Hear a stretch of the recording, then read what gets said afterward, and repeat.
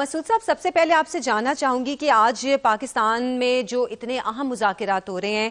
پاکستان خطے میں ایک اہم ثالثی کی حیثیت رکھتا ہے،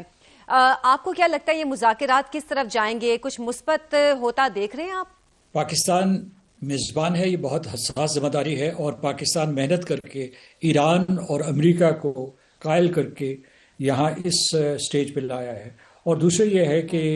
سٹیج پہ لانے سے پہلے پاکستان نے ساری دنیا میں جو ہے مشاورت کی، اس کے پہلے خطے میں کی، یعنی خلیجی ریاستوں کے ساتھ، اس کے بعد مصر ترکی کے ساتھ کی،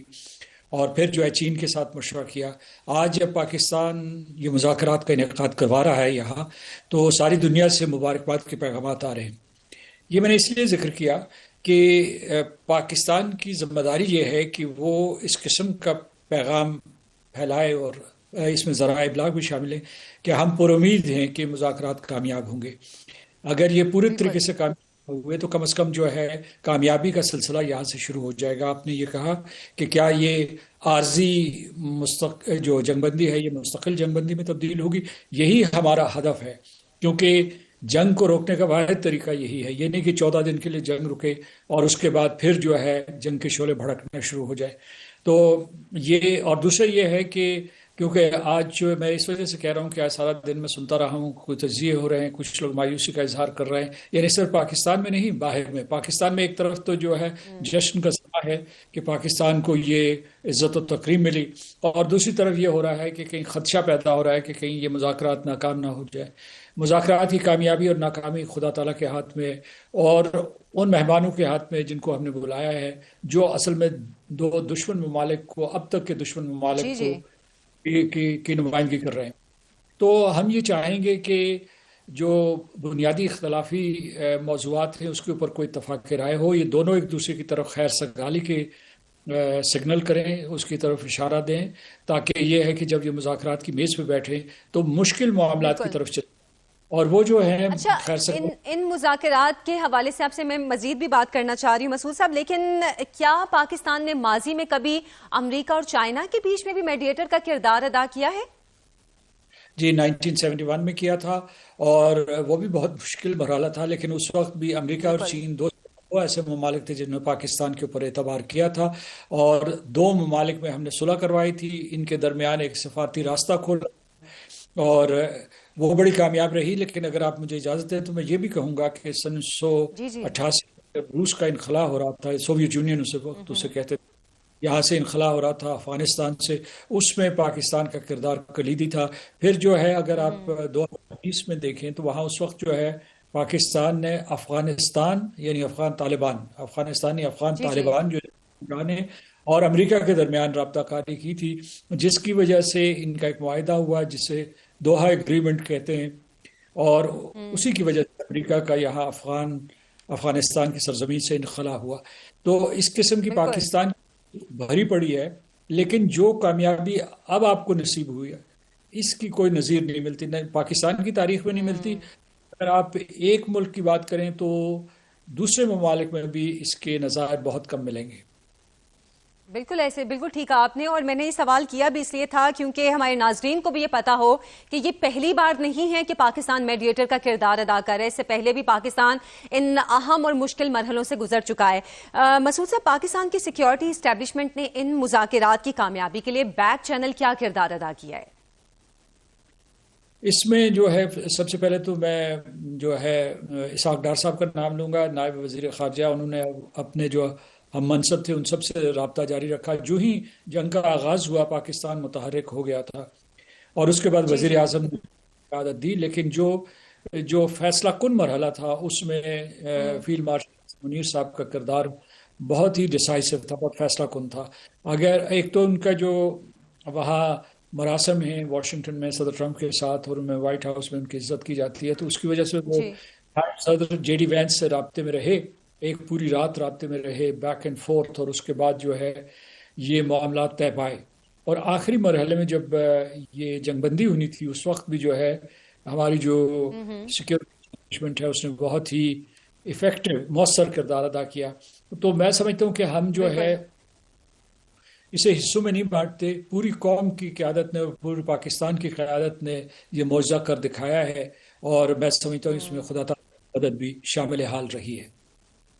اچھا، آپ کے خیال میں اس کامیاب سفارتکاری پر، اور اگر انشاءاللہ یہ کامیاب مذاکرات آگے بڑھتے بھی ہیں، اس سے پاکستان کی ایک تو عالمی سطح پر سفارتکاری پر اور پاکستان کی معیشت پر کیا اثرات پڑیں گے؟ یہ اس کا انحصار ہماری منصوبہ بندی پہ ہے، کیونکہ بالکل. آپ جو گزشتہ برس جو ہے مارکہ حق میں آپ کو کامیابی حاصل ہوئی تو اس کے بعد آپ کو کئی دروازے کھل گئے تھے. آپ کی مطلب جو یورپ میں اور بالخصوص پہلے واشنگٹن سے یہ سلسلہ شروع ہوا. واشنگٹن میں آپ کی پذیرائی ہوئی، یورپ میں، اس کے بعد جو جنوب مشرقی ایشیا میں چین سے سب دروازے کھلتے چلے گئے. چین کے ساتھ تو پہلے ہی ہمارے بہت مضبوط تعلقات تھے. تو اس کے بعد ہم نے جس چیز کے اوپر زور دیا وہ یہ تھا کہ پاکستان کو معاشی طور پر مضبوط کرے، اور یہ اس جنگ سے پہلے پاکستان کی معیشت رہی تھی اور اس کے جو میکرو اکنامک انڈیکیٹرز ہیں وہ بہتر ہوئے. اب جو ہے یہ جو موقع پیدا ہوا ہے یا مواقع پیدا ہوں گے، سیریز آف اپرچونیٹیز جو ہے سامنے آئیں گی، تو اس میں آپ یہ دیکھیں گے کہ اس میں پاکستان کو ایک تو اسٹریٹجک اور پولیٹیکل فائدہ ہوا ہے. سفارتکاری کے میدان میں جو ہے اس کا قد کاٹ بڑھا ہے، لیکن اس کے ساتھ پاکستان کی جیسے یہ جامع اور مؤثر حکمت عملی تھی جنگ کو رکوانے کے لیے، ہماری معاشی منصوبہ بندی کے لیے بھی ہونی چاہیے. اور جو ہے جو ممالک جو پہلے جو ہے کتراتے تھے یا ہاتھ کھینچتے تھے پاکستان میں سرمایہ کاری کرنے کے لیے، ابھی سے بلکہ خبریں آنا شروع ہو گئی ہیں. مثال کے طور جو سعودی عرب روایتی دوست رہا ہے، یا یورپین ممالک یا امریکہ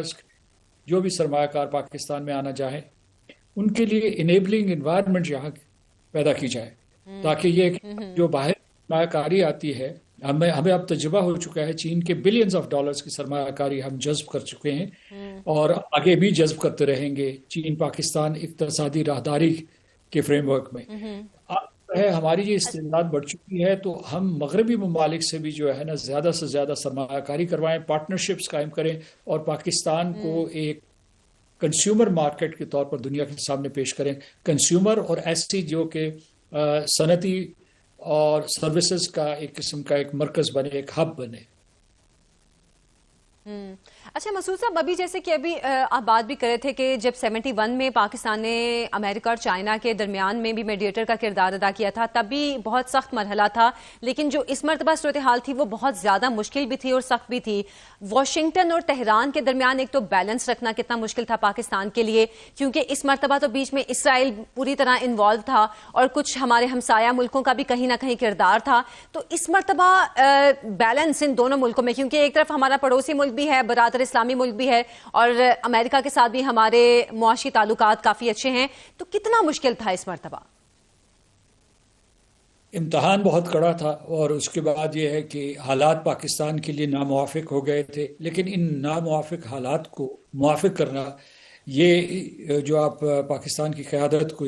اس کو خراج تحسین پیش کریں، میں بھی پیش کرتا ہوں. اس کی وجہ یہ ہے کہ پاکستان کے سعودی عرب کے ساتھ دفاعی تعلقات ہیں اور ویسے بھی معاشی تعلقات ہیں، تمام گلف ریاستوں کے ساتھ ہیں.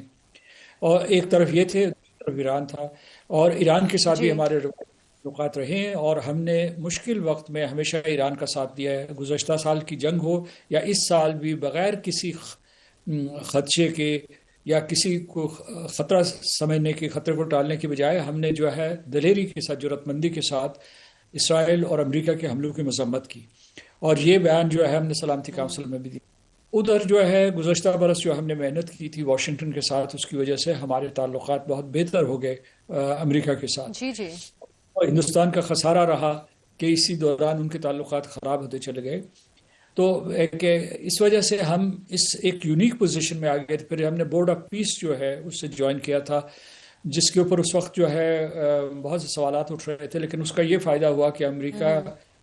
ہمارے اوپر اعتماد کر رہا تھا اور تہران بھی ہمارے اوپر اعتماد کر رہا تھا، اور خلیجی ریاستوں کے علاوہ ترکی، مصر اور سعودی عرب جو ہے وہ یہاں آئے اور انہوں نے ایک کنسنسس ڈیولپ کیا. تو اس وجہ سے پاکستان پر کر سکا اور ایک جو خراب سچویشن تھی اس کو ایک حسین ترین صورتحال میں تبدیل کر دیا.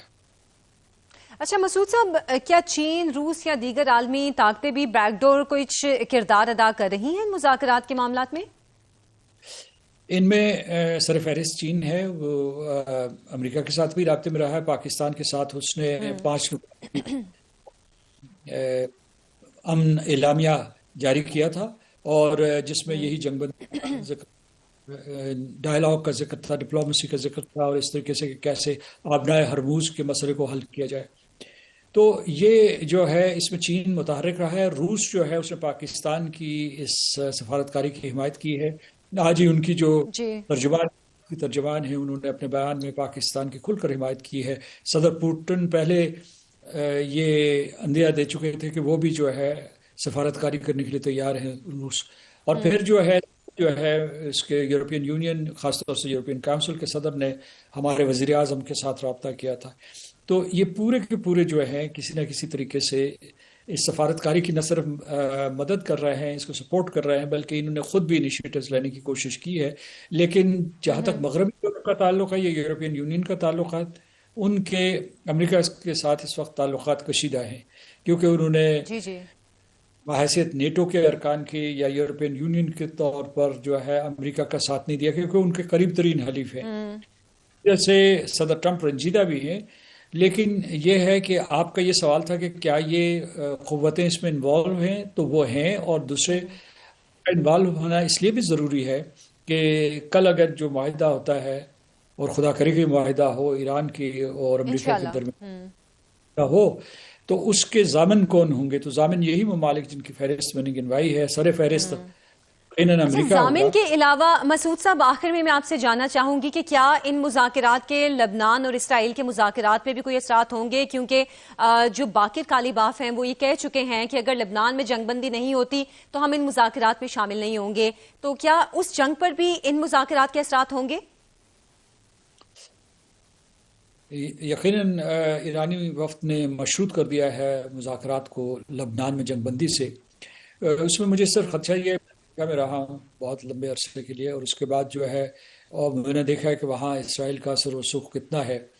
تو امریکہ کوشش تو کرے گا، وہ کس حد تک کامیاب ہوگا یہ مجھے معلوم نہیں، کیونکہ امریکہ کے دباؤ کے تحت وزیر اعظم نتنیاہو اس بات پہ تو آمادہ ہو گئے ہیں کہ اس کے اوپر لبنان کے سلسلے میں مذاکرات ہوں گے، اور جو ان کے لبنان کے اعظم ہیں نواف سلام،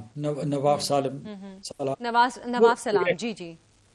وہ چلے گئے ہیں امریکہ، اور وہاں ان کے مذاکرات ہوں گے۔ لیکن اس میں یہ ہے کہ جو انہوں نے اپنے ٹیلی ویژن سے جو اعلانات کیے ہیں اسرائیل نے، جو ان کے اخبارات کہہ رہے ہیں اور جو نتنیاہو نے بیان دیے ہیں، وہ کہتے ہیں کہ ہم ایک طرف نیگوشیشن کریں گے اور دوسری طرف نارملائزیشن کریں گے۔ نارملائزیشن کا مطلب یہ ہے